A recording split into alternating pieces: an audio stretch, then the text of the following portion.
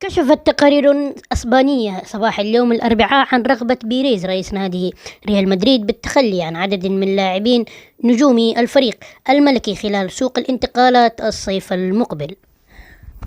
وجاءت خطة نادي ريال مدريد لبيع عدد من لاعبي الفريق من أجل توفير الرواتب السنوية لهؤلاء اللاعبين، خوفا من تعرض النادي لأزمات مالية تؤثر على النادي في المستقبل. وبحسب صحيفة موندو الإسبانية فهناك 6 لاعبين في مقدمة الرحيل عن ريال مدريد في الميركاتو الصيفي المقبل، من ضمنهم 4 لاعبين تنتهي عقودهم نهاية الموسم الحالي. وقالت الصحيفة الإسبانية أن الرباعي لوكا مودريتش، ناتشو فرنانديز، ولوكاس فاسكيز وتوني كروس تنتهي عقودهم مع ريال مدريد في نهاية الموسم.